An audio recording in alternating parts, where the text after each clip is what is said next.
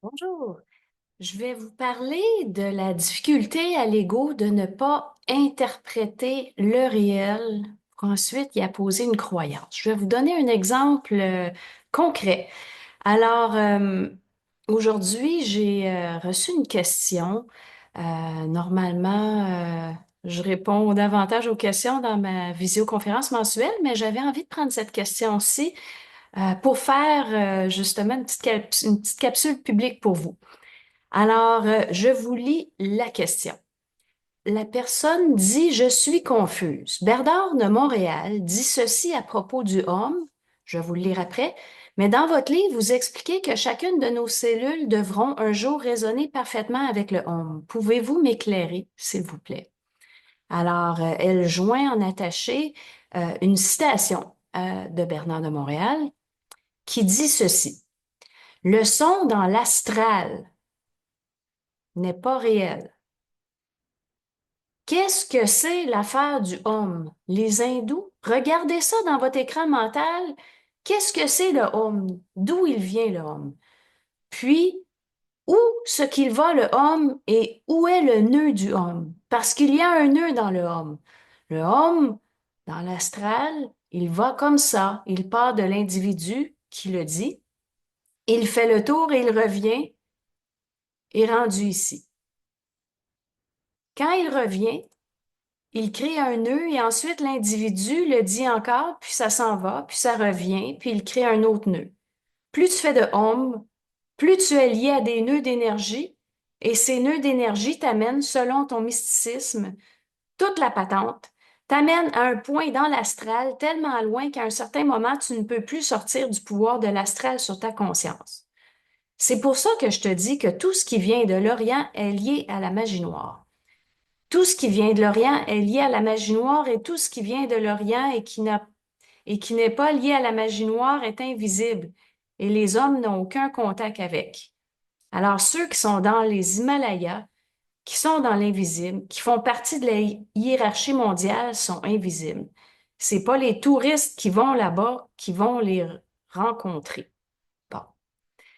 Alors, avec un texte comme ça, c'est très facile en le disant, en le lisant, de dire, ben, le homme, c'est pas bon, c'est négatif, regarde, c'est de la magie noire, on est pris, ça fait des nœuds, et clairement plafonné, ça doit être pas bon.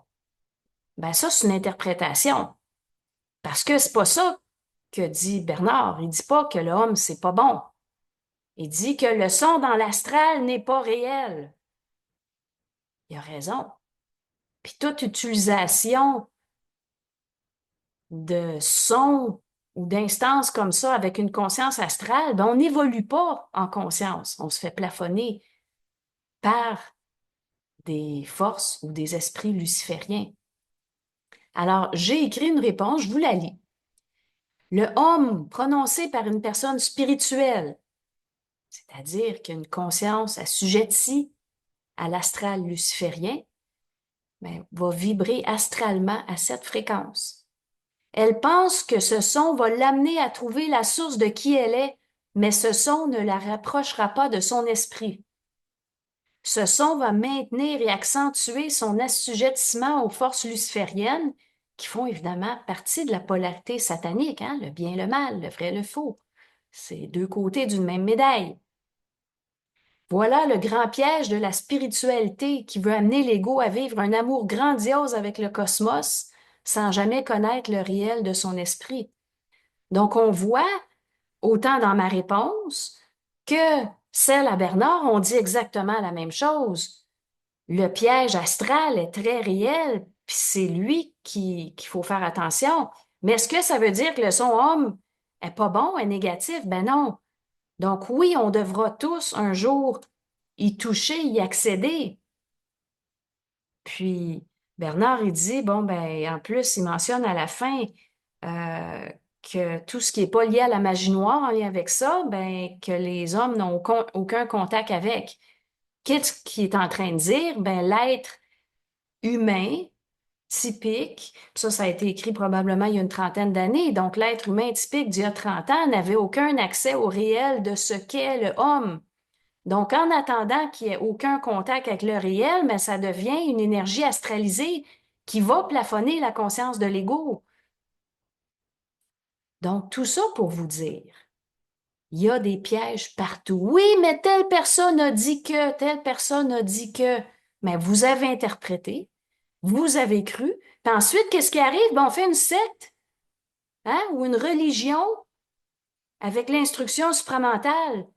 Parce que les gens, beaucoup de gens veulent, quand ils suivent Bernard, c'est un nouveau maître, c'est un nouveau gourou, même s'ils disent l'inverse. Tant que vous croyez ce qui est dit, vous êtes foutus. Puis c'est pour ça qu'il faut parler beaucoup de conscience, pour ça qu'il faut nuancer la conscience. Puis c'est pas ce qu'il a dit, c'est correct. Hein? C'est pas ce qu'il a dit qui est problématique, c'est le besoin de l'ego de polariser en bien ou en mal ce qu'il dit. Puis là, on se fait un nouveau système de croyance. Puis ça, ben, c'est la fin du supramental. Soyez-en assurés. Hein? On est passé à la croyance des religions, la croyance de la science, puis maintenant, ça va être la croyance du supramental. Il faut arrêter, là. Mais je comprends que c'est pas facile.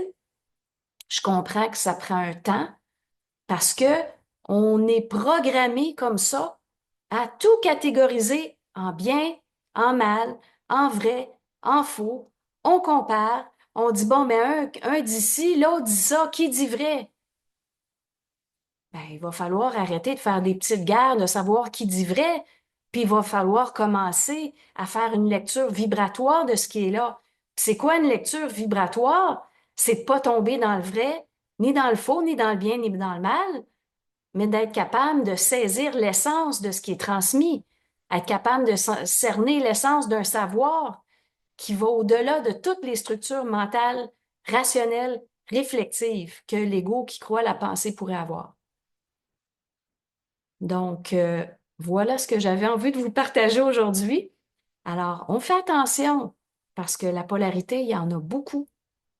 Il y a des pièges partout. Alors, l'important, c'est de nuancer les choses pour être capable de capter l'essence des choses et en saisir le réel. Alors, merci de votre écoute et bonne journée.